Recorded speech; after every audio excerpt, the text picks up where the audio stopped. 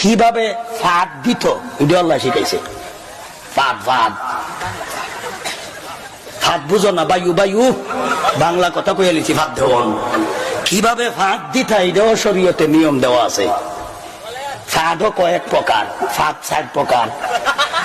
কথা মারা ফাঁদের তফসির, ফাঁদের তফসির করাইস না আমারে। তফসিরও জানা লাইনও আছে, ফাঁদ তফসিরও জানা লাইনও।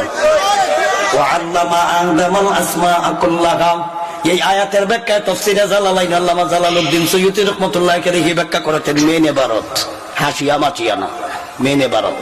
ওয়াল্লামা আদামাল আসমাআ কুল্লাহা হাত্তাল কাসওয়াতা ওয়াল ফাসআতা ওয়াল ফুসাইলাতা ওয়াল মিদরাকাতা। ফাদের তাফসীর, এর তাফসীর কি ফাদের তাফসীর? তাফসীরে জালালাইন আছে, খুলে বের করে দেখো। তাইলে আমি ফাঁদ দিলাম কিনা দিলাম না বুঝবো কিভাবে? নবীজি কইছে তোমার ফাঁদ দেওয়ার লক্ষণ 3টা। কয়টা? এই যে ফাঁদের তফসির লাগাই দিছে আমাদের, কোরআনের তফসির বাদ দিয়া। ফাঁদ দিছে কিনা দিছে না বুঝবো কিভাবে? 3টা। কয়টা? 1 নাম্বার আওয়াজ পাইলে বোঝা গেল দিছে, এটা একটা আওয়াজ আছে। 1 নাম্বার হইল আওয়াজ। 2 নম্বর হইল গন্ধ। 2 নম্বর কি?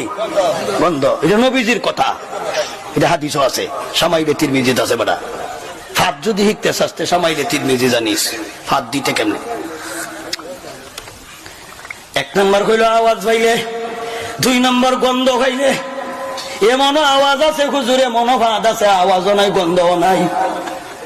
এ যে ফাঁদ দিছে বুঝতো কেমনে? নবীজি কয় হ্যাঁ যে আওয়াজ দিছে হ্যাঁ ঠের হয়েছে। হ্যাঁ এই যে ঠের হওয়া হইল আরেকটা লক্ষণ। তাইলে ফাঁদ দেওয়ার লক্ষণ কয়টা? 3টা। 1 নম্বর আওয়াজ পাইলে, 2 নম্বর গন্ধ খাইলে, 3 নম্বর ঠের পাইলে। 3 নম্বর কি? ঠের।